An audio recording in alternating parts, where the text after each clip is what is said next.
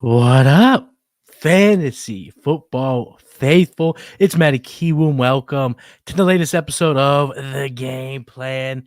In today's show, my guest and I will be talking about some do or die players. These are the guys that your fantasy teams need to have on them to push these wins, to get the wins down the stretch, to get you in the playoffs, the one seed, what have you. And you already know that we are going to be diving into the bargain bin, get you some week 10 sleepers. So, ladies and gentlemen, children of all ages, get out your pens and your pads and let's start game planning to get them week 10 dubs, baby.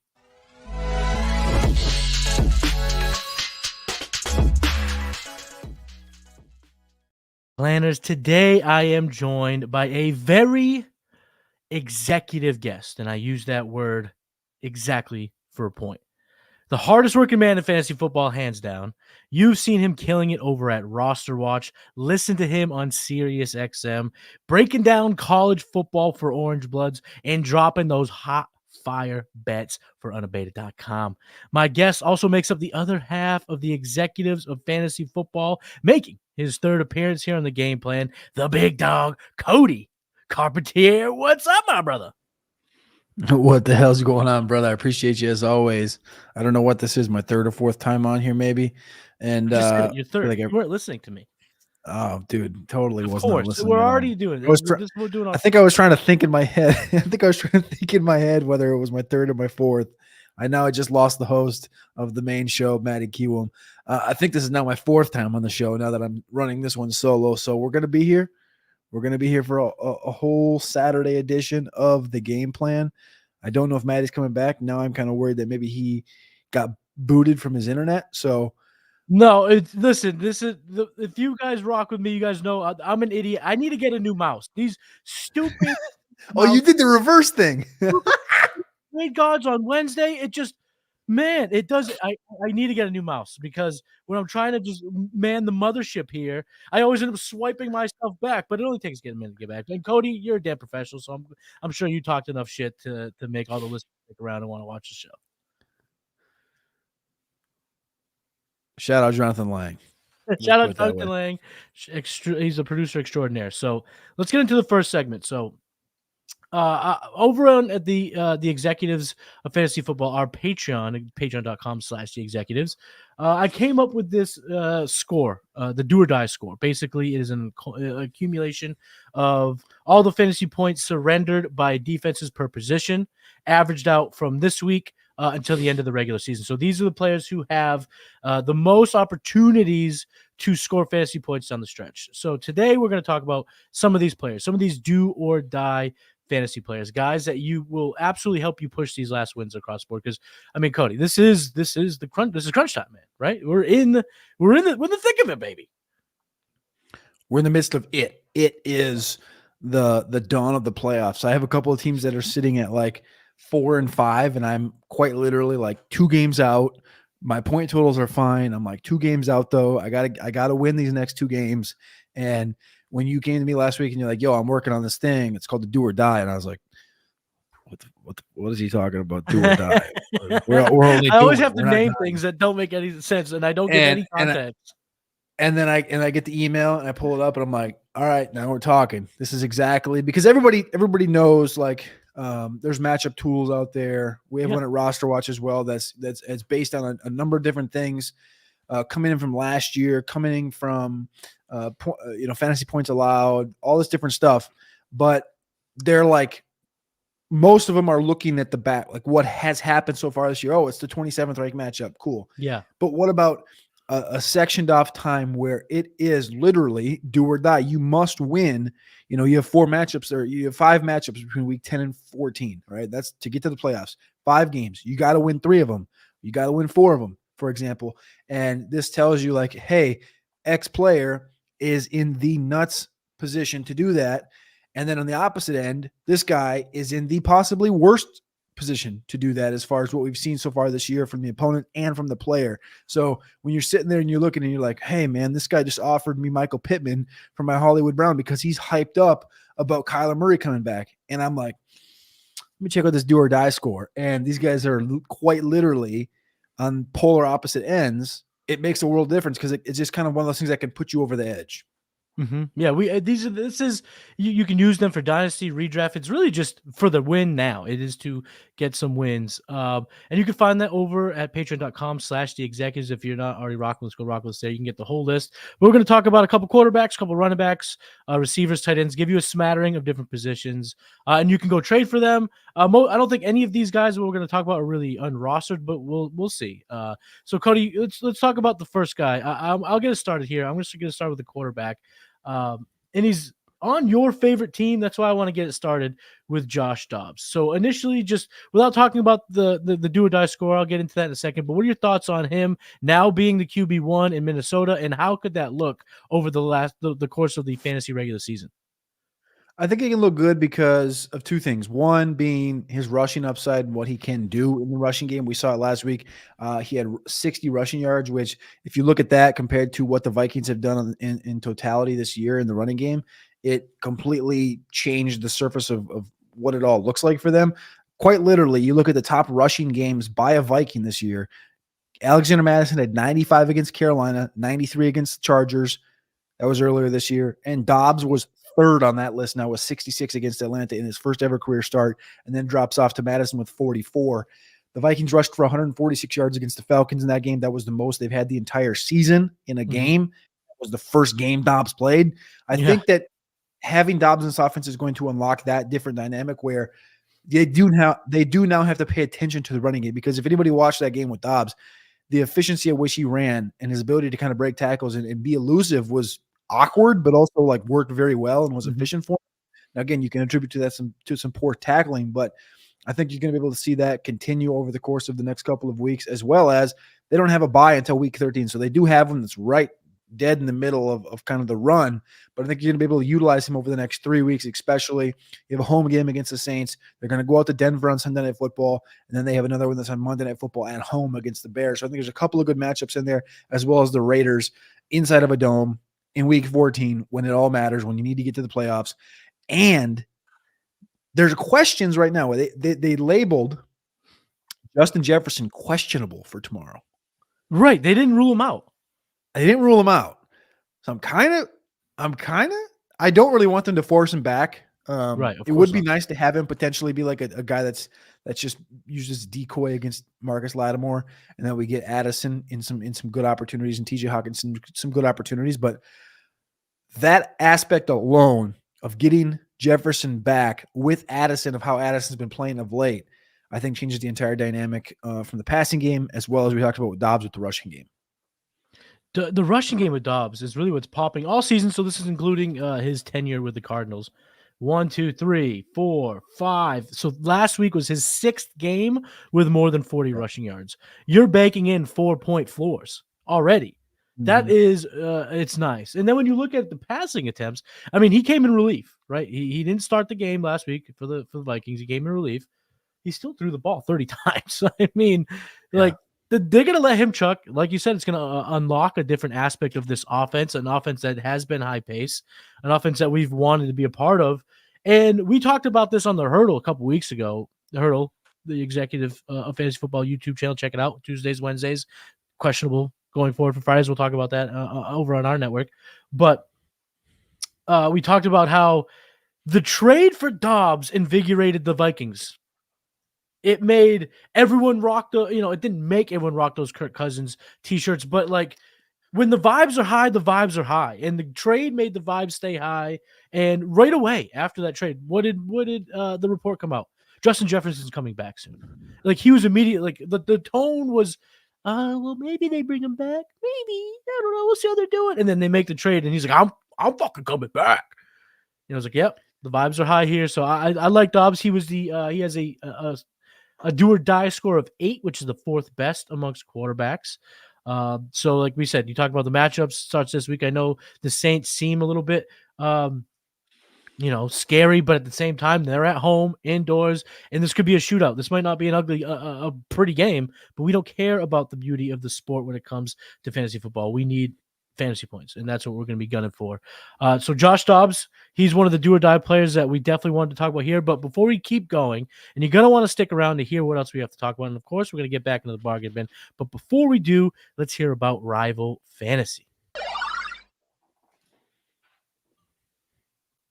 This episode is brought to you by Rival Fantasy. Rival Fantasy, the coolest fantasy platform not enough people know about, but they will once I'm done, baby, because they're always innovating. They just rolled out seasonal leagues. We set them up for patrons, for our listeners, and they funded over $1,000 in payouts. That's what Rival's all about. They're always innovating. They already had the fantasy book where you can take overs and unders, stack them up, multiply your payout, but then they added challenges so you can set your own lines and put them out there for the community, and then you can browse the community's lines and say, hey, this guy's crazy, I'm going to take the other side. It's cool. And they have fantasy bingo. Rival Fantasy is reminding me how much fun I can have with fantasy football, and use that promo code PLAYER. The promo code is PLAYER. They give you a $100 instant deposit match plus $25 plus a free play. That promo code is PLAYER for up to $125 in deposit bonus and a free play. You can't beat it.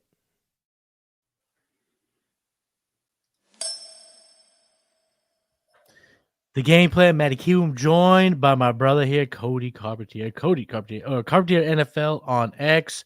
We're talking about do or die players. These are the MFers you need on the squad to get some dubs. And the next guy I want to bring up to you, Cody, and we've talked about him extensively over at the Executives because we thought he was a top 10 guy. Now we're a little unsure. But when we look at the do or die score, Brock Purdy is the best rated, has the highest rating amongst quarterbacks with a do or die score to 6.4. So he looks poised and ready to rock. What do you think Brock Purdy is going to do for our fantasy teams here for the rest of the regular season? We were excited about Brock Purdy a month and a half ago, and he kind of had a little spill out. The projection was that they were going to continue to win, and instead they started to lose it. A couple of tough matchups against defenses like Cleveland and Minnesota that have come alive lately on defense, as well as Cincinnati, who's just turned into kind of a gauntlet of sorts, I guess, or whatever. And then they had a bye week. They've had a lot of injuries. Deebo Samuel out, Trent Williams out.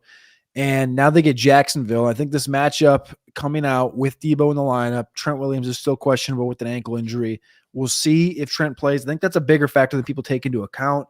I think they get Chase Young in this defense. It's going to uplift them a little bit. I like San Francisco in this game, first of all, and I think that they're going to kind of reawaken the beast. And I think down the line, that's going to continue to help them at Jacksonville, against Tampa, Seattle. Pretty decently nice matchups, I think, for the passing for the quarterback, and then the tough matchup against Philadelphia, but he gets Seattle a second time, as well as Arizona going into the playoffs. I like Brock Purdy's matchups. I like where he's going. Brandon Ayuk's been probably the most underrated wide receiver in all of football this year. And it was funny coming into the year. Everyone's like, yeah, we know Brandon Ayuk's good, but we're not going to give him any respect. And then he started the year out and he's like, he looks really good. All the underlying metrics are like, he's really good. And people are still like, that doesn't matter. He's not good. So it's kind of just one of these weird dynamics. But Ayuk is a very low key guy because he's just out there. He doesn't have the name, the name brand that Deebo and George Kittle and McCaffrey do. So it's just everybody knows how loaded this receiving core is, and I think that they're going to get this thing right, and they're going to wake back up the second half of the year. Where do you have Brock Purdy ranked in your Week 10 rankings? Let's see here. Week 10 rankings, Brock Purdy is currently sitting at quarterback number 12, smushed between Kyler Murray and Derek Carr. And I still like – I do like – side note, do you like Derek Carr this week? Do I like Derek Carr this week? Yeah, I have 13. him quarterback. I have him quarterback 13, yeah. I like him. I'm saying like – what? We both paused at the exact same time. Can you tell we do this together a lot? No, but I guess my question should have been, up to what ranking do you feel confident in using? Obviously, past 12, you're talking about Superflex or 14-team leaguers. But that doesn't, just because Derek Carr or someone at 14 is there, doesn't mean you don't like them. So I guess where does it end up being like, these guys stank in your rankings? Well, I mean, this week, especially with some nice buys, that's kind of hurting us at the quarterback position, especially because there's literally, like, this is going to sound putrid, but like Taylor Heinicke, quarterback 9, Geno, quarterback 10, Kyler 11, Brock Purdy 12. Like, I'm fine playing those guys. I don't love it. I'm never going to love that. Derek Carr, I got 13, Dobbs 14. We talked about his rushing ability. Dobbs may be a little bit low, but I think this New Orleans pass defense has been pretty decent, and the game total is pretty low. Trevor Lawrence comes in at 15. Like, you can play him. I don't love the matchup. Right. Baker against Tennessee. I start to kind of want to throw up. Dak against the Giants. Okay. Like, you can tell yourself a story there, but it's like he either has to be hyper efficient with 3 touchdowns or he's going to stink. I mean, that is the game. They're going to beat the They can literally run the ball the whole game. Like, it's not like Deuce Vaughn might have 6 yards and a tutty in this type of game. I don't know. But that's kind of, I guess that's probably the line. Yeah. The line's probably like Baker against Tennessee. Like, I like Baker, but like, I just don't love that matchup. I just don't love anything around it. So I'm gonna probably draw that line at Baker Dak.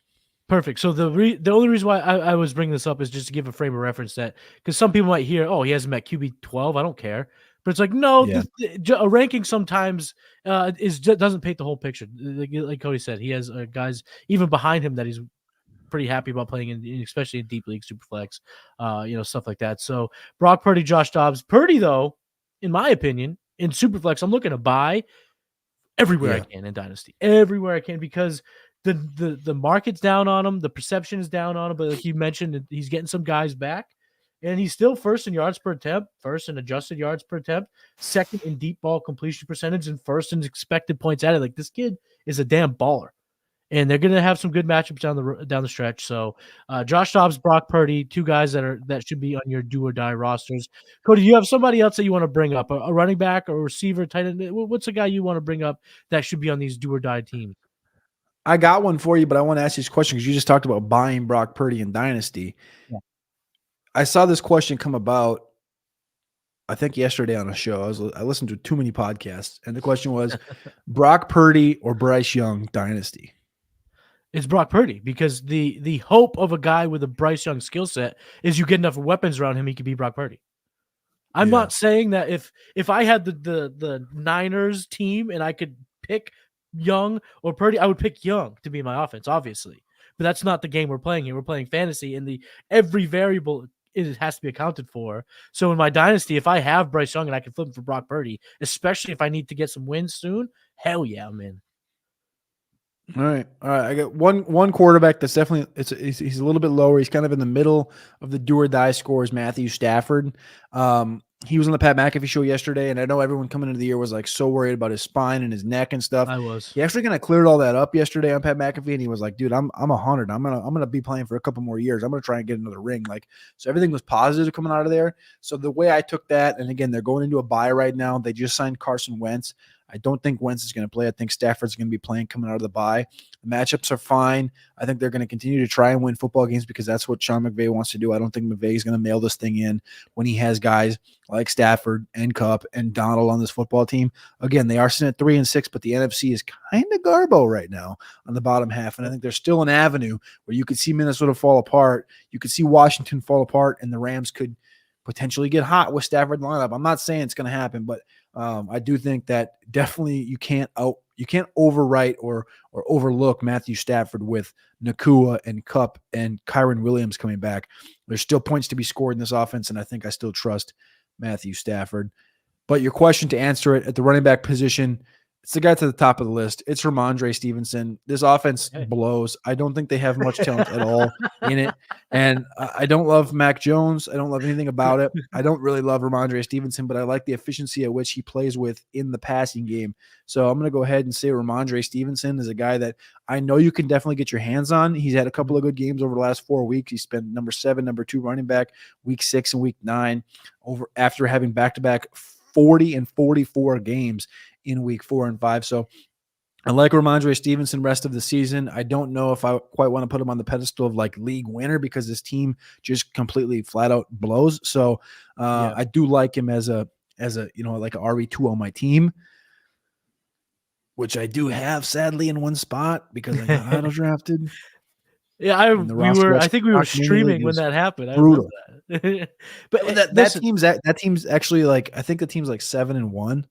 I want to say, or 7-2 or something like this, with Rhamondre Stevenson on the.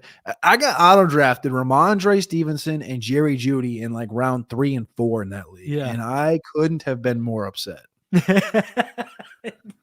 Listen, sometimes, guys like Rhamondre Stevenson, he can validate it. Like he can come on late and validate the draft capital, draft anything else. And I hate I'm a Pats fan, but I hate this team. I want nothing but the worst. I want them to lose every single game. Because I'm sick of the way they run this league. It's anti-fantasy, and I don't mean that like Arthur Smith, like I don't care about fantasy. I mean it's literally they don't do anything fun. Like anything that I love about sports, the Pats don't do, and now they don't win. So it was one thing when you were getting wins. We could take guys that can't play in fantasy. We could deal these guys, but now it's like I'm not taking this BS and losing football games as a fan. So I want them to lose, but I do like Rhamondre for the stretch run here in the regular season. And it's really this simple. This week, the Colts give up the 4th most fantasy points. Next week, bye. You'll get healthy or healthier. Then he comes back and he sees 3 teams, none of which they're all in the top 12 for the most fantasy points given up per game, 2 wide running backs. And because of the passing game ability, he can have a game where he runs for 42 yards, but catches 6 passes for 40 yards. And you're like, oh, well, cha-ching, I'll take that this week. So Rhamondre Stevenson popped in the do or die model for sure. I'm glad you brought him up. The other running back that I'll bring up briefly is Tony Pollard, and I think that I needed to bring him up now because the planners listen to me good. I think you got what 24 hours and 30 minutes, because next game against the Giants, he could go berserk, and like you said, Cody, like they could have this game in the hand. And they might just give him enough to just go berserk, and then you can't buy in. I will say this about Tony Pollard, and I'd love to get your thoughts on the player. Because when you look at his underlying profile, his performance metrics, they're not good. So this is where the metric needs to meet, the football brain that you have. Can a guy who hasn't flashed in terms of his skill set in 2023 perform because the schedule is pretty light for the next 5?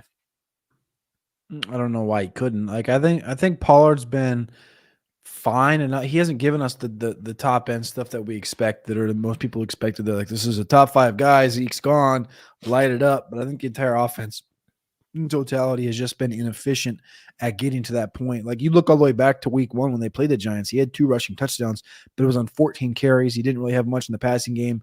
Games are just situations are situational. It's just how it is in fantasy football, especially because you're living based on how the NFL game plays out, and not every game is the same, obviously. So I think that there is still opportunity for Pollard because he's still the second best player on this offense.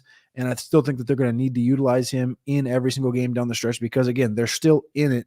They're 5-3. They need to get this win against the Giants because they need to continue to roll. They got Giants, Carolina, Washington. Like, these are 3 games they should roll up in. Mm-hmm. And when you roll up in a game like this, we're talking third quarter. Pollard gets 10 carries in the third quarter alone, and that's when he really builds on that workload and scores a touchdown. Yeah, Pollard, Rhamondre, they've come with a little bit of red flags, but I think that now's the time to jump on them, bring them into your fantasy team because the window's there. The opportunity to buy is still available. Tony Pollard's 6th most weighted opportunities this year. So with the light schedule and a skill set that isn't, it's not terrible. It's not gone. Tony Pollard, fire him up. Cody, let's move on to the wide receiver position. Give us a do or die player that these guys and gals need to have on their fantasy rosters. I mean, I don't really want to stay in New England by any means, but Demario Douglas has clearly shown he's the best wide receiver in New England. It's not really close. We've seen him continue to grow over the last couple of weeks. We know Juju, he got 7 targets last week, but he is about as inept as a donkey on steroids. So Kendrick Bourne out with an ACL. Devontae Parker not looking good. He's been concussed. Jalen Reagor ran 31 routes last week. Jalen Reagor's not good. We literally saw him drop a deep ball again last week. Demario Douglas, though, 7 targets, 5, 6, 7 the last 3 weeks, continuing to run more and more routes. He went up 11 routes this last week, finishes wide receiver 22. Second time in the last 3 weeks finishing as a top 26 wide receiver in fantasy football. He's a little guy. Everyone's like, well, he's getting these dump offs and things behind the line of scrimmage. That's only going to continue to grow the more and more that he earns the respect from Bill Belichick and the more and more that he earns those opportunities from Mac Jones in the passing game. And they're like, we can't trust Jalen Reagor. We can't trust that Devontae Parker is going to stay healthy. We can't trust that Juju Smith-Schuster is going to play at a competent level of football. Demario Douglas is going to be the leading target getter in that offense if it's not for Rhamondre Stevenson. So Demario is the guy that's easily attainable at this point, and I think I'm going to continue to kind of roll with him. I got to give you all the credit in the world when it comes to Demario Douglas.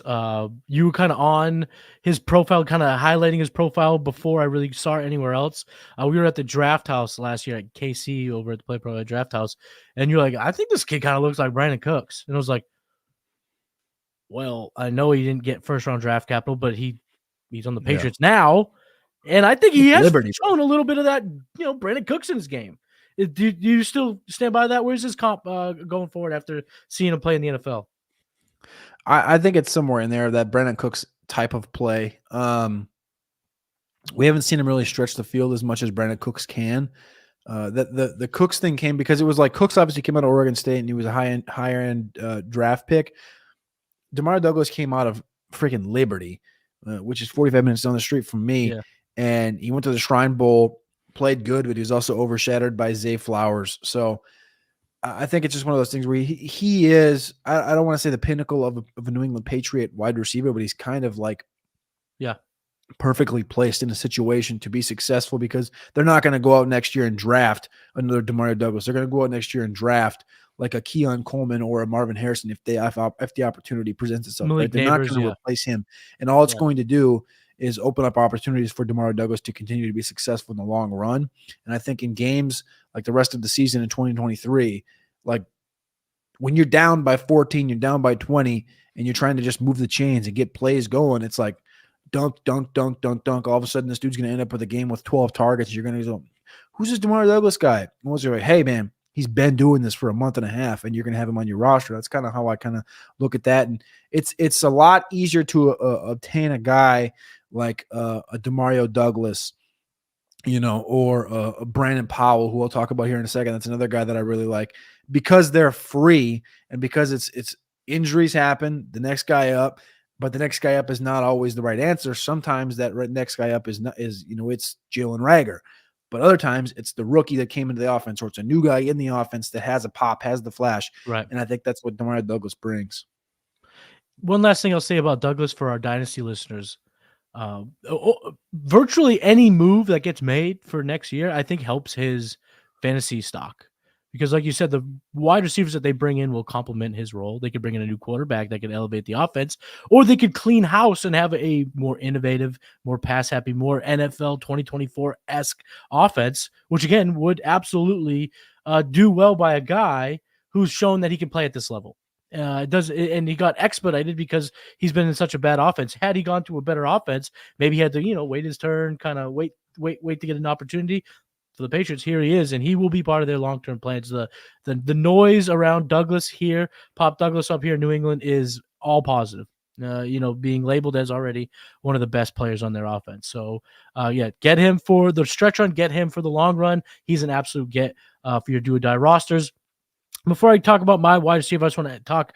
We had a question from the chat from Caleb. It's a good question. Montgomery or Pollard? Who wins throughout the rest of the regular play or the fantasy regular season?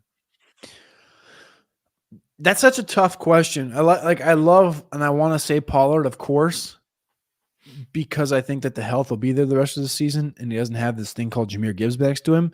But I think I'm still going to roll with David Montgomery. Because the efficiency at which you saw him run the ball with, and the trust at which Detroit gave him the opportunities, that I think they're going to continue to do that when he does come back and he does healthy. And I think that Detroit's on pace to win 12 and a half, 13 games. So I think Montgomery's going to continue to get run. And coupled with, I think, what we've seen from Jahmyr Gibbs, it's going to start to go like this for Montgomery, which is good. I don't think it's a bad thing. It's good because he's going to stay healthy. And a healthy Montgomery that has less touches is better than a Pollard in his current state and situation. So I'm going to go Montgomery. Yeah, that is a tough call. Both players score well in the do-or-die score, so there's really no lead either way there. For me, Caleb, this is how sometimes I can't give you an answer, but I can give you a path to an answer. Ask yourself this: how do you feel about Gibbs? If you feel like Gibbs before the injury is how he's going to be post-injury, then you're going to want to go with Montgomery. If you believe that Jahmyr Gibbs is going to be the absolute electric playmaker that we've seen in the last few games, then you would want to go Pollard. So once you answer that question yourself, I think the answer will become a hell of a lot more clear for you. Matty, can I ask you a question about one more wide receiver before we move on past wide receiver? Yeah. This guy by the name of Rashod Bateman. Interesting. You want to bring up Shoddy B on the game plan? I'm here for it, brother. So like we all were fans of Rashod Bateman when he came out, right? Mm-hmm. And he and Zay and Odell have been playing every week this year. And Rashod Bateman targets 3, 3, 3, 3, 3, 3, 2, 5. Odell Beckham 3, 4, 4, 4, 7, 4, 7. Like they're getting targets, they're getting opportunities. Zay Flowers 10, 5, 10, 4, 10, 8, right? Up and down, up and down, up and down. But the consistency staying with Bateman and Odell Beckham. Odell Beckham hasn't been practicing every single week. He's getting those vet days. Yeah. I haven't seen Rashod Bateman getting vet days. So that means Rashod Bateman's getting more work in the weeks with the quarterback. Mm-hmm. Bateman jumps up from 3 to 5. Well, he actually goes from 3 to 2 and then up to 5 targets this past week. He ran 23 routes, which was the most he's ran since week 3. And he finishes wide receiver 45, which isn't good by any means. But if Baltimore is going to continue to win down the stretch, the do or die score doesn't love him, but he's middling. He's just right dead center in the middle of the road. If this team's going to continue to win games and we don't trust Odell Beckham to stay healthy all year, is there an avenue for Bateman to be relevant the last 4 weeks of the season in fantasy football? This is how I'll break down Rashod Bateman. I don't mind getting in the weeds for a player that I used to have a lot of love for because I think our listeners would really like to hear where we're at on a guy that we were also high on just a couple years ago. I do want to preface this with, I'm not by any means saying I love Rashod Bateman because, as you know, dude got his 4th strike for me preseason. You gave him his 4th strike? Yeah. Completely and then out Cody and Carpentier done. that you're out. I'm out. But at this point, I'm just like looking at it, and it's a Bayesian process, as it always is. And I'm just like, I've seen crazier things, and this guy has shown he's been healthy for 9 weeks. They look like they've used him. The load management with him has been perfect. And I'm just like, golly, man. Listen, this is where my head is for Rashod Bateman, and it's a dynasty play. Redraft, you really just whatever. If you need a bye week filler in week 12, that's your guy. He has the Chargers with the 3rd most advantageous matchup. But what I'm doing in dynasties, I'm trying to buy this week for basically free 99 in hopes that in week 12, they kick the Chargers' ass and he looks good, scores a touchdown, balls out. And then I'm going to use that week 13 buy as a week or so period to try to sell. Now, if there's a deadline in your way, I'm sorry. Play in a league without a deadline, or one that goes to the very end of the regular season. I don't know what to tell you. But if you can make this play, that's the way I'm maneuvering around Rashod Bateman. When it comes to putting him in my lineup, I won't make that decision until week 12 because I need to see it more often. I can't rely on a guy like that when there's a lot of options that are pretty cheap that if you're going that much for a lottery ticket, stick around for our bargain bin players. Like that's where I would go first. Yeah. But I do think he is on a path. I like what you're saying in terms of his path to relevancy is there, and there is a matchup where he can go berserk on the horizon. That's why I want him on my dynasty rosters because then you have a chance to flip him or just have an inflated value player that you got for free. In our deep rosters, you'll take that. Bingo. Let's move on to the reason I bring it up is because a lot of people have dropped him at this point. Like I've talked to a lot of people that have just straight up dropped him, and like I'm always out on like the part of like, oh yeah, this guy's worth X, this guy's worth X. But like when you're talking about a guy that just gets dropped, we know the talent profile's there. He's starting to look healthy. Like you got to talk about it. So that's all it is. You got to bring it up. But now I want to talk about some tight ends here. Both of let's see what we get into. I'll just get it started. I want to talk about Dalton Schultz. He's going to be tough to buy in most leagues, but if you have him, keep him. He is definitely the tight end that I want when I'm talking about the do or die scenarios. He's got some really advantageous matchups over his next string of games for the Houston Texans. His bye week's already happened. And obviously he's playing with one of the hottest quarterbacks on planet Earth. A game which he's coming off 11 targets, 10 catches, 130 yards, and a touchdown. He was tight end 1.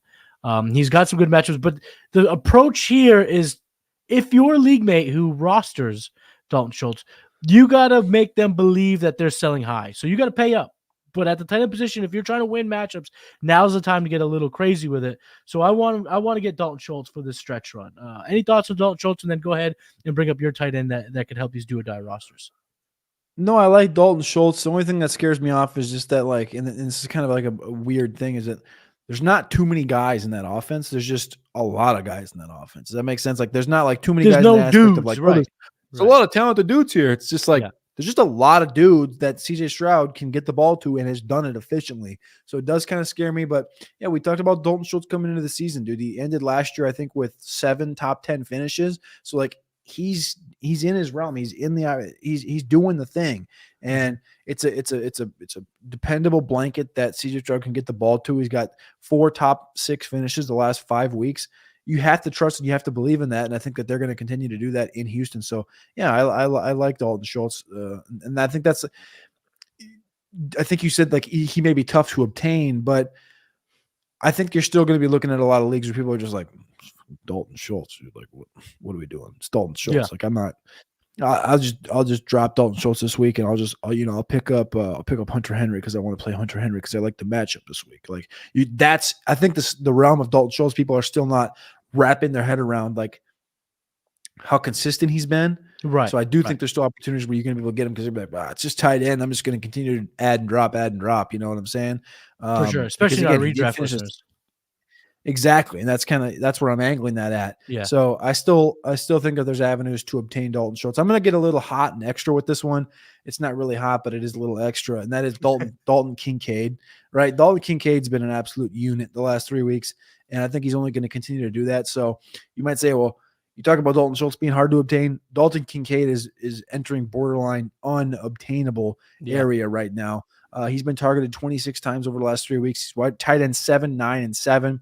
Again, playing a lot more than just inline tight end. And so I'm not worried about when Dawson Knox does come back. What I am excited about, and the reason I'm saying go out, spend the money, spend the dollars, spend the picks, spend the players to get Dalton Kincaid is because he's playing the wide receiver position. He is the number 2 option in this offense going forward. If Buffalo wants to win football games, they're going to learn how to feature Dalton Kincaid to a higher extent, similar to a Mark Andrews type or Zach Ertz type in those offenses where he just becomes a target hog. And I think he's vaulted himself. And we've talked about this on the Hurdle. I've talked about this on Undercovered Ops. I've talked about this on Roster Watch Top. Literally every show I've been on over the last month, I've just said, look at the tight end grouping that we've earned. We've stuck it out. We've stuck it out the last 7 years of getting just punched in the nuts at tight end year after year. It's just like, late round tight end. No, like next year is going to be so nice because we have all of these guys, and Kincaid's one of the guys that's at the top with Sam Laporta. So I think rest of season, though, I think one of my favorite rookie tight end especially is going to be Dalton Kincaid rest of season. And one of my favorite tight ends overall rest of season is Dalton Kincaid. And I do still think he's obtainable because we have not seen the maximum price hit. When he has that 13 target game where he goes for $140, because that is in his range of outcomes if he stays healthy, that's when it's going to become unattainable. So go out and buy yourself some Dalton Kincaid before it is actually too late. And I know people are going to be like, well, we've been talking about Dalton Kincaid since the draft. It's like, yeah, Theo loves him. I get it. But it doesn't mean that your league mates love him. That doesn't mean that your league mates understand that he has this hyper upside. That just means that your league mates are like, oh, I got Dalton Kincaid. He's good. Like, they don't understand that he's got Ertz and Andrews type of output in him. So make sure you go out and trade for some Dalton Kincaid. Matthew Wiggins in the chat. We did it, boys. Yes, we did. And I think I want to bring this up real quick before we wrap the do or die players. Is that because of this now seemingly, I don't know if it's a surplus of tight ends, but this bevy of pretty good tight ends, you might have a league mate who has Schultz and Kincaid, or Schultz and Hawkinson, or Kyle Pitts. And, there's this smattering of Laporta. There's all of these guys who are now on these rosters who are effective. Taysom Hill is now going to be on. Cade Otton had 2 touchdowns last week. Like, there is now a whole bunch of tight ends that people are like, oh, yeah. That is what is going to make these 2 tight ends obtainable in our redraft. So our redraft listeners, if you don't have one of the elite tight ends, but maybe you do, maybe you picked up a Laporta, a Kincaid, or whatever, and now that's your guy, you could get these guys because of that. You brought up Cade Otton, and Cade Otton's one that's been weird this year because nobody talks about Cade Otton. But every other week he shows up. Every other week it's like 11, 14, 13, tight end 2 last week. Cade Otton's literally free. I don't even know what his ownership has to be sub 10%. I'm not going to pull it up right now because it'll take me a minute of dead air. But Cade Otton is one of the only tight ends that's running like 80+% of routes on a weekly basis. And at the tight end position, entering now having this surplus of tight ends, that's one of the key things. We're just looking at pure opportunities and routes run. And Cade Otton's just a consistent guy every single week doing that. Yeah, Cade Otton, let me see real quick where he falls. He's not great on the do or die score, so you might not want him if you need a starter for the next 4 weeks. But Cody's obviously 100% right here. The routes are there. He is there, and we need touchdowns at tight end. So streaming, a guy like Cade Otton, I might be streaming Cade Otton this week. It's between him or Gerald Everett. So help me out, Cody. Am I going Otton or Gerald Everett? I think we got Gerald Everett this week. Let me pull it up quick. Your tight end rankings, if I can remember correctly, the guy, I think it was 21 for Everett, but I didn't know what Otton was. I don't recall seeing what he was. So I got Otton at 19, Everett at 15. Okay, so I should go Everett. Yeah, number 6 tight end matchup this week. And where can people find your rankings for week 10? The rankings will be over at patreon.com/executives. For just mine, over at Roster Watch, you can get our cumulative rankings with me, Alex, and the Trash Man, and our projection and model. But otherwise, mine personally will be over at patreon.com/executives, as well as the Cuck Score. Thankful to our boy Matty Kiwoom, as well as Undercovered Ops, a former show that was on playerprofiler.com, as well as the Do or Die Score, as well as our shows, as well as Cornerstone rankings. Their best bets of the season, 62.5% on the season. We've had over 120 bets hitting at 62.5%. Our Cornerstone rankings, you got to go check all of that stuff out over at patreon.com/executives. Plus, there's a Discord that's not really popping right now, but there is people in there, and they do be asking questions, and Matty do be answering them while he's on the toilet. So yes, he do be over there doing that. And I got 3 little ones. So your boy tries to get his toilet time and privacy, so I answer all the Discord questions when your boy's over there on the porcelain pony. Our man Han Rukta is in the chat. Real quick, 3 sentences. What's your outlook on Michael Mayer? I love him, dude. Shout out to Han. The quarterback situation is going to only get better. So, he's going to be the guy that you're going to have an opportunity to buy going into next year. You can buy him now. You can buy him later. Doesn't matter. Here, now, whatever. What's the candy called? Now or later. Now or later. Doesn't matter. Now or later. I hate now or later. I'm not a big fan of Michael Mayer, though. I love Michael Mayer coming in. And it's just what we're seeing now is we just might have, if your favorite was Laporta, if your favorite was Kincaid, if your favorite was Mayer, you might have just hit the nuts. It might be ding, ding, ding, ding, ding, all around winners for the tight end class. So, good. I wanted to bring that up for our guy, Han. Let's jump into the bargain bin now. So we've been going here for about 40 minutes. But we're going to knock up we're going to get into the bargain bin. We're going to get deep. These are the guys you can add if you need wins in week 10. So Cody, who is your quarterback for week 10, the bargain bin play? Well, you could probably scroll up in the chat as well, and I'll give you a second to do that while I bring up this player's name. But his name is Uncle Will Levis. He's high up on the do or die rating. And I also have him pretty high this week as well. He's got a top matchup against Tampa Bay Buccaneers. The team that was it last week, I believe, this rookie quarterback, I think he threw for like 470 yards or something against this defense. Will Levis, though, he's a guy that, he had a great game in his intro. He came back and he played good football. He didn't play good fantasy football, but he played good football last week against Pittsburgh Steelers. Now he travels to Tampa Bay and kind of a get-right spot for this team. I got him as a top 10 play, number 8 overall, and that's not just me being biased. I do think Will Levis exposes upside with Kyle Phillips now being his kind of blanket underneath. Chig Okonkwo is looking healthy. This run game has to get going. And, of course, DeAndre, 6XL glove size, Hopkins out there getting some opportunities. So I like Will Levis this week at the quarterback position as one of the guys that I'm higher on than consensus. One thing I will echo for Will Levis, why I do like him this week as well. Seemingly the part that hurts him the most is his offensive line. The Buccaneers so far this season on on PFF have a 22nd ranked pass rush grade. So it's not like they just get after it. With great, I think 2 weeks ago they only had 1 sack in a game. So he may have enough time to dial it up, and we've seen the arm. We like what we see there. So Will Levis is definitely the flashy play, the play that I do like. He's going to be available at half of your fantasy leagues. But I'm going to go a little deeper here. I'm going to go with Tyler Heinicke. He is at Arizona. Player profile has him ranked at quarterback 22, but you mentioned earlier in the show you have him at quarterback 9. So you're pretty high on the matchup, which is exactly the type of player that I'm targeting in the bargain bin. Widely available, and someone like Cody who knows what he's talking about has him ranked higher than most. So this is why I picked Tyler Heinicke. He's rostered in 11% of ESPN, 26% of Sleeper, so he's out there, folks. His matchup, 1.5 point road favorites. So it's basically like a pick'em game. And the 43 over-under is mid. It's right in the middle of the slate there. So Vegas is projecting there to be some points. And I think that even the over-under mark, it's tough to truly put your thumb on because Kyler's back. James Conner is back. There is a better chance for either a shootout or garbage time for Tyler Heinicke, which I think inflates his value. Arizona is a top 10 matchup for opposing quarterbacks. And when you look at their defensive grades over at PFF, their bottom 5 pass rush, 4th lowest coverage grade, and 2nd lowest overall defensive grade. So like that's going to lead for a chance for the Falcons to put together a good game plan. And I know Arthur Smith loves screwing our fantasy teams, but even last week, Tyler Heinicke was a top 15 quarterback in Week 9. So despite Arthur Smith's toughest efforts, he was still a QB2. In our deep leagues or our super flexes. He will have Drake London back, which will help the overall offense produce.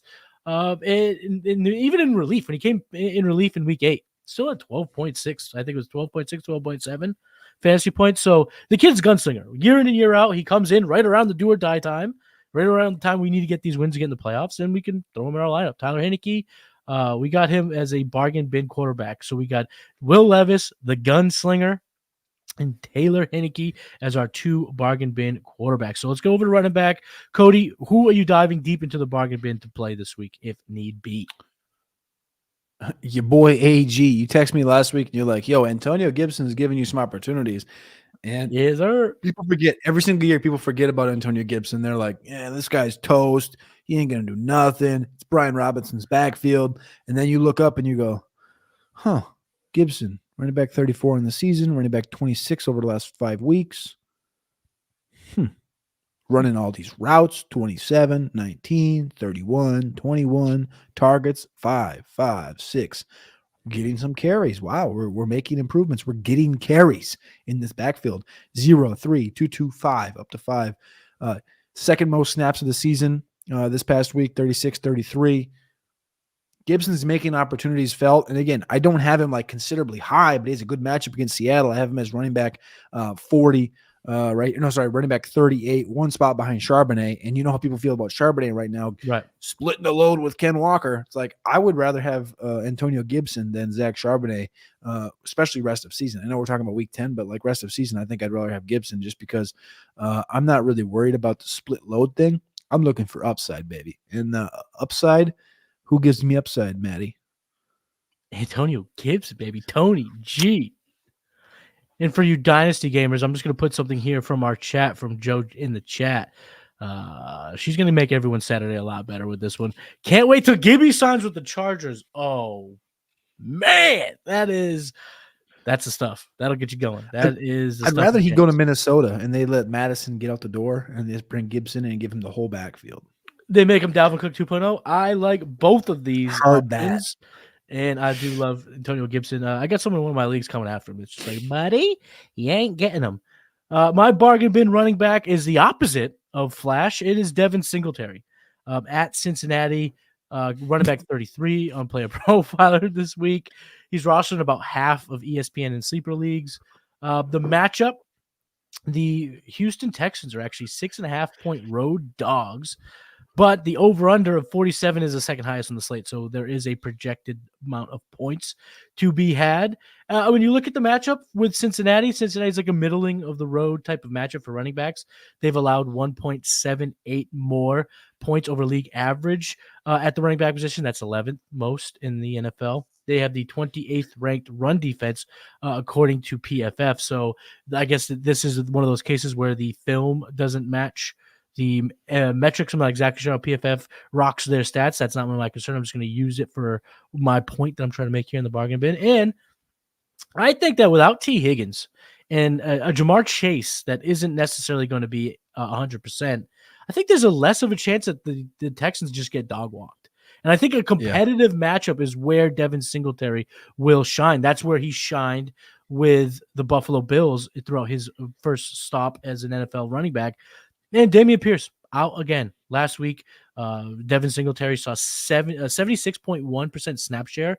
That's pretty high. That's what we like to see out of our bargain bin type running backs. And again, competitive games, tough games is where he thrives. Last year on the Buffalo Bills, when the Bills played the Chiefs in the playoffs, they played in the regular season, but he didn't.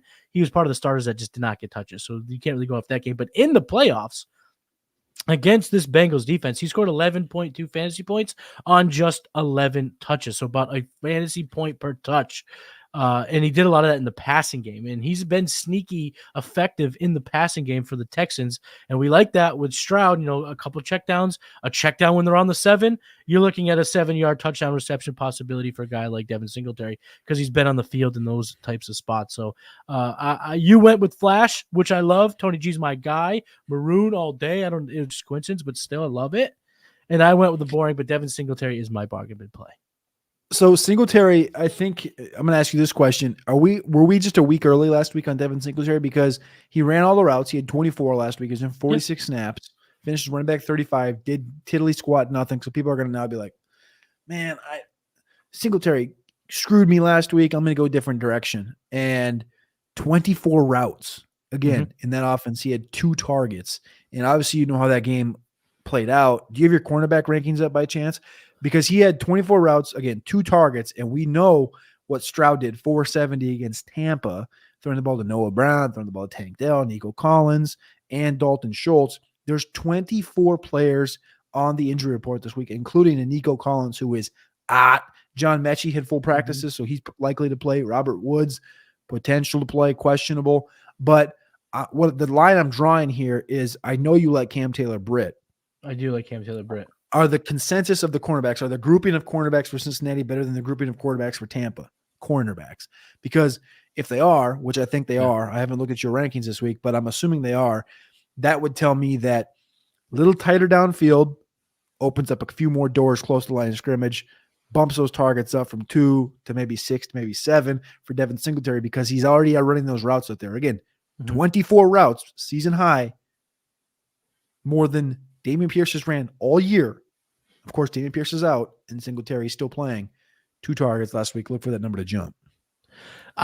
Great call, Cody. I mean, that's fantastic, dude. Honestly, that's a home run analysis because I do love the cornerbacks for the Cincinnati Bengals, especially without Cam Taylor-Britt or DJ Turner, the rookie, having to deal with Nico Collins. So now they can allocate those weapons, those 2 outside corners. Because DJ Turner has been a slow, steady climb, not only in my rankings, but getting on the field for the Bengals. And now after last week, he is their cornerback 1, Cam Taylor-Britt their cornerback 2, and it's a pretty deadly combo.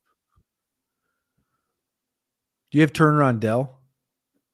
I had Turner on Collins, but now with Collins being out the reshuffle, he would be projected to be on Dell. Robert Woods would get the slot corner, Mike Hilton, and then Noah Brown would push to the outside and then get Cam Taylor-Britt. So I like that. But the problem is with a guy like Dell, they're physical corners. DJ Turner's he's super physical this year. Cam Taylor-Britt. So they might be able to bully Brown and Dell a little bit. They might.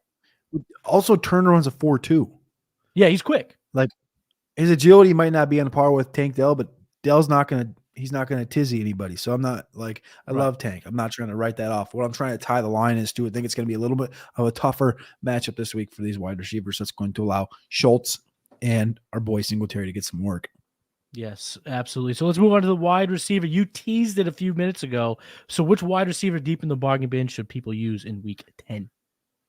I was going to do? I was going to say Brandon Powell, but I'm kind of a little scared off right now because of the Justin Jefferson stuff. So if Jefferson doesn't play, you have to play Brandon Powell. Brandon Powell's been I've tabbed him Mr. Flex the last couple of weeks because, again, he hasn't been like a top 10 guy because, of course, they have this guy named Jordan Addison, TJ Hawkinson there.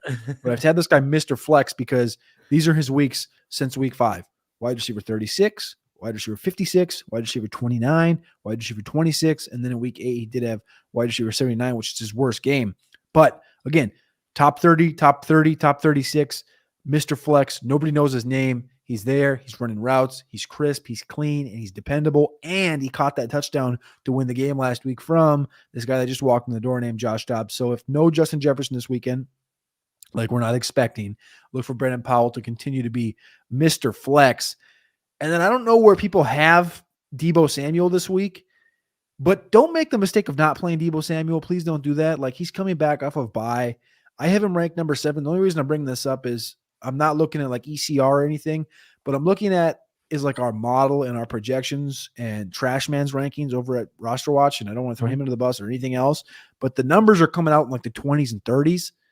So he's going to be a guy that people I think are going to want to sit maybe coming out of the bye, which kind of shocks me. I put him at wide receiver 7 this week. I don't care. I think Deebo's going to come out firing. He's pissed. He's missed games. He's pissed. They've lost.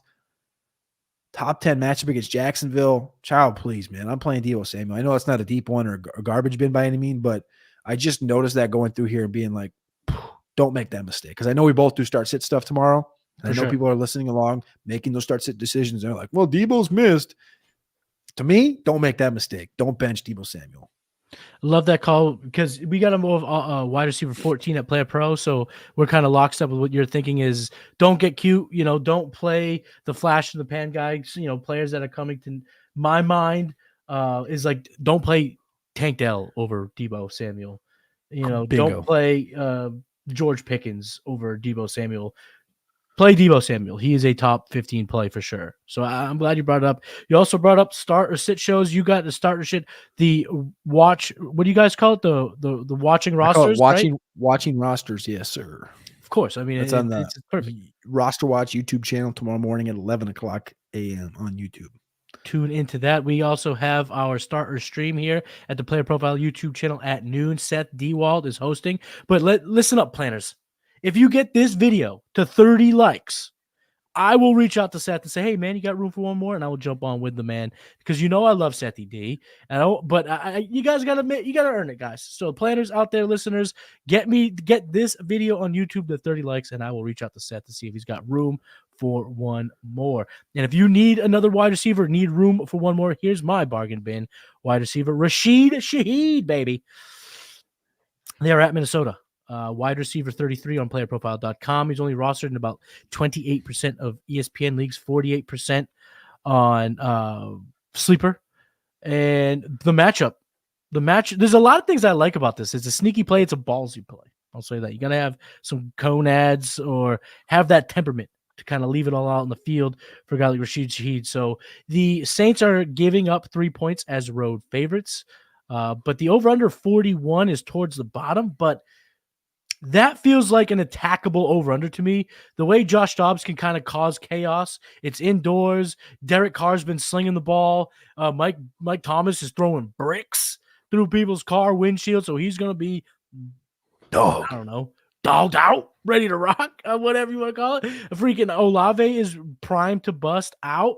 Just feels like that over-under is a bit low for me. And again, I'm talking about the other 2 wide receivers, but this is the wide receiver that I want because he's available. This is the wide receiver that I want because he's able to make big plays, and he's going against a team in the Minnesota Vikings that presents the 4th most advantageous matchup for wide receiver according to our Player Profile defensive matchup metric. He's 4th most, or the Vikings have given up the 4th most receiving yards this year as a unit. To put that into reference, last week, KhaDarel Hodge and Jonnu Smith combined for 160 receiving yards. So this defense is exploitable. They have some bad cornerback play, and they have the 2nd worst pass rush according to PFF, which means to me that Derek Carr will have plenty of time to rear back and chuck it deep. And why should he chuck it deep? Because Rashid Shaheed has the 4th highest ADOT. That's the weapon downfield is Rashid Shaheed. He also has the 3rd highest yards per target and 3rd highest yards per reception. Again, a downfield threat. Over the last 3 weeks, he's had 3 weeks this year, I should say, where he finished inside the top 12.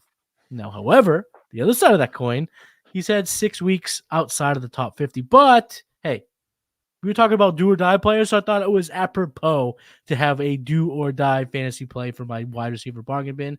And over the last 2 indoor road games, so the last time the Saints were on the road and indoors, 24.3 fantasy points against the Colts, 18.3 fantasy points against the Houston Texans, baby. Fire up Rashid Shaheed. Dog. And you brought up another name. I love Rashid Shaheed. And I could couple off of that and just say, look at the difference between his 40-yard dash and the dudes in Minnesota right now in the defensive backfield. They're not quick. And all it takes is, as we know with Rashid Shaheed, uno mas, one ball, and Rashid Shaheed, 65 over the top, and he's gone. I love Rashid Shaheed. You brought up this name, so I'm just going to leak it out there because I had it in the back of my mind from last week, and you just brought it right back to the front, and that's KhaDarel Hodge. Again, not beautiful, not sexy, not anything. But Drake London's back. Drake London's back this week. Mac Hollins is out this week. KhaDarel Hodge has been working with Taylor Heinicke every single day, and they said it on the Gamecast last week. KhaDarel Hodge is the player that Taylor Heinicke is the most connected with and the most trustworthy to is KhaDarel Hodge. And you saw that the last 2 weeks, he's had 9 targets, 7 catches, finishes wide receiver 27 and 38. So I ain't saying, I'm just saying. We got a start-sit question here from Brandon in the chat. It's 2 receivers, so I thought it was perfect. Jameson Williams or Jalen Hyatt? Drop them both. I'd pick up Brandon Powell or Rashid Shaheed. Yeah, I mean, I'd rather play KhaDarel Hodge, to be honest with you, and Brandon Powell. If I have to pick between those two, I'd go Hyatt, though, however. Yeah. Yeah. Bryce is asking about some wide receivers, and I have 2 of these guys. I have to make a decision in one of my leagues, so I'm going to be selfish here and ask you, Cody, to pick 2 here from Devontae Adams, Brandon Ayuk, Christian Kirk, Amari Cooper, or Deontay Johnson. Pick 2. The top ones I have are IU. Wait. Never mind. Sorry, this is not sorted by the right list. This is Adams and Kirk are the top 2 on this. Let's go. Adams and Amari, Kirk. how far down is Deontay? Amari I have is wide receiver 18.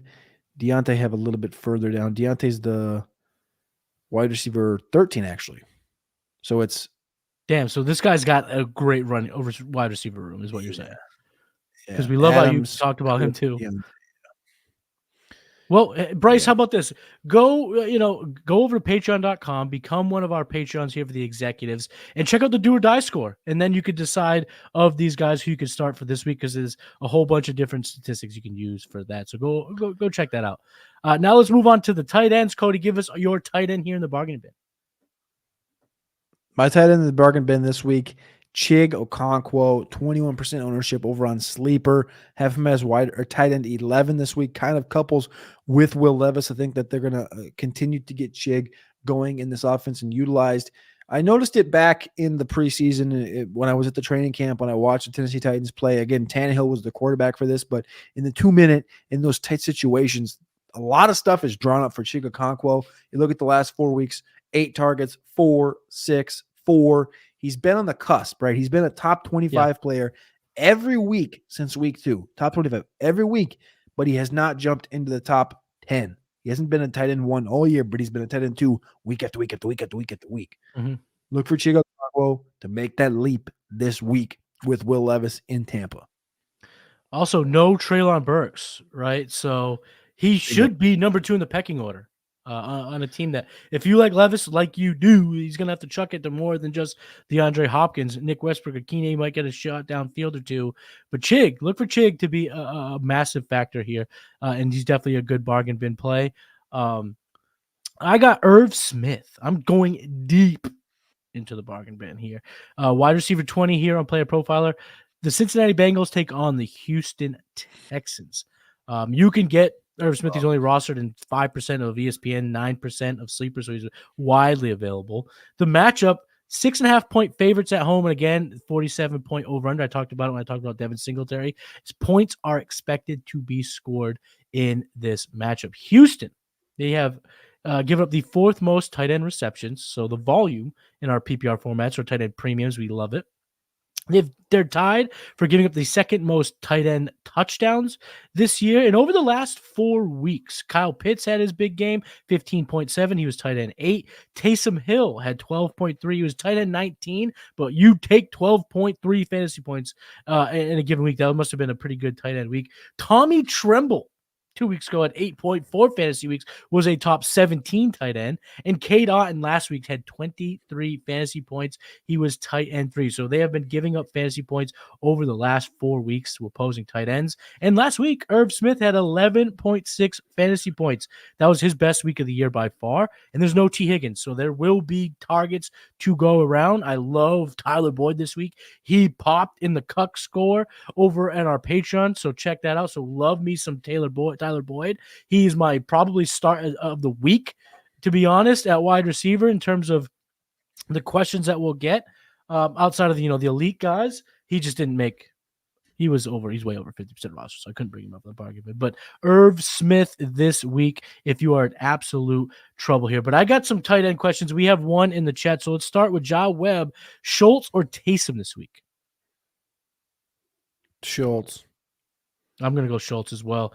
Now, Cody, I'm going to be selfish because at the end of the day, this is my show, and I do these shows so that I could pick the brains of people like yourself to help me win my own leagues. In my home league, I have Kelsey, so I have no tight end this week.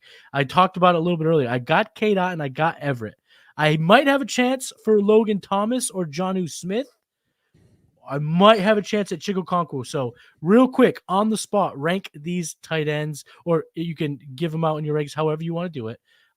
So we're talking Everett, we said was at tight end 15. Otton, you said was tight end 19. But now, who should I go after? Logan Thomas, Jonnu Smith, and Chig Okonkwo. Your bargain bin. All three are within 4 spots. So the only guy that you missed in those 4 spots is Musgrave. So Thomas, I have at 8, Jonnu 10, Chig 11. And the best matchup of those, so Logan Thomas 8, Jonnu 10, Chig 11. Okay. And they all have middling matchups. They all have pretty decent matchups. So okay, all right. So what you're saying is Logan I need to Thomas get is back at the top. Okay. Yeah. Get back out there, try to get Jonnu, try to get LT. All right, I love it. I'm going to do it, and that's today's episode. Cody, tell of our listeners where they can get all your content. You can get all my content over at rosterwatch.com. That's where I do my top 10 thoughts show on Monday, as well as my watching roster show on Sunday, where you can do start sit stuff. I will be live here in just a couple hours, 3 p.m. to 5 p.m. Eastern time on SiriusXM channel 87, hosting the Roster Watch show, where we go over all 10 games of the main slate for tomorrow. And I got a guest today. His name is Matty Kiwoom. He will be joining me on SiriusXM channel 87. I think making his SiriusXM debut. Yes, Everything else you can find at patreon.com/executives. On Monday this week, we put up our combo cornerstone rankings. So that is each of the last 3 draft classes with 2025's draft class included. The week 10 wire, which is all the waiver wire needs on the given week. Those go up every single Tuesday. The Cuck score from your boy Matty Kiwoom, his cornerback rankings mixed with my wide receiver rankings, goes up on Thursdays. You can see our top 8 plays for there, as well as our top 87 within there. CeeDee Lamb is going to be numero uno this week, wide receiver 1 on the week. Undercovered Ops comes out on Wednesdays. The best bets of the season. We have over 120 bets in there, hitting at a 62.5% rate. And we got the do or die rankings as well. And the week 10 rankings will be in there as well. It's a loaded course of shit over at Executives, patreon.com/executives. There's tiers of $4, there's tiers of $10. And if you want to get maniacal, you can pay 20 or 50. We appreciate you. We love you. We thank you over on Discord as well. So that's where all my stuff is at. I appreciate you, Matty, for having me on here for a 3rd time. Thank you. No, of course. Like Cody said, go over to patreon.com/executives. We're putting out a bunch of stuff. We love what we do here. We're giving it to our patrons here. The people that rock with us, we definitely rock with them. And I think the only thing you may have forgot is our Sunday companions.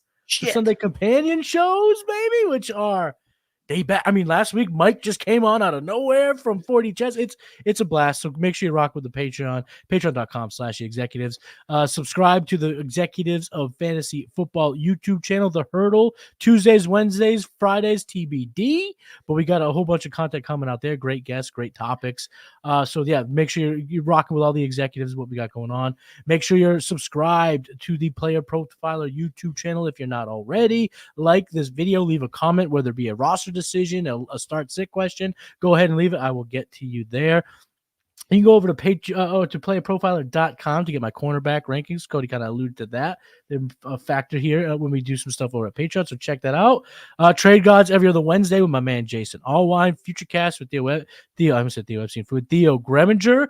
Cody Carpentier making his return to the show he made so damn popular. So be on the lookout for that. Cody is making his return back to the Future Cast. Cannot wait for that conversation, and you should be excited as well. Keep game planning, my friends, and I will talk to you next Saturday. Peace. Hey, I want to take a moment to thank you for tuning in. It's important to me that all of our media be free. This is only possible because of you, allowing a true independent sports media enterprise to thrive unlike any other in the business. So please subscribe to the All In Package to continue to make all this possible, to ensure that all of our stats, information, data, content is available to you, especially you, the people that get the site and get the show.